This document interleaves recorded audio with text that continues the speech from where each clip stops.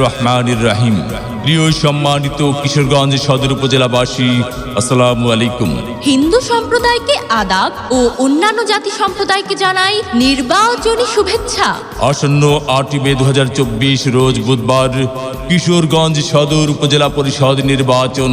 আর এই নির্বাচনে চেয়ারম্যান পদে প্রার্থী হয়েছেন কিশোরগঞ্জ সদর উপজেলা পরিষদের হাজারো জনগণের মনোনীত প্রার্থী, গরিব দুঃখী মেহনতি মানুষের পরম বন্ধু, সকলের সুপরিচিত সমাজসেবক, সৎ দুর্নীতির বিরুদ্ধে আপোষহীন ব্যক্তিত্ব, কিশোরগঞ্জ সদর উপজেলায় একমাত্র কর্মী বান্ধব নেতা, মহান মুক্তিযোদ্ধা শহীদ ইয়াকুব আলীর সুযোগ্য সন্তান মোহাম্মদ আওলাদ হোসেন আওলাদ ভাই, মোহাম্মদ আওলাদ হোসেন আওলাদ ভাইকে মোটর সাইকেল মার্কায় ভোট দিয়ে কিশোরগঞ্জ সদর উপজেলা পরিষদের উন্নয়ন করার সুযোগ দিন।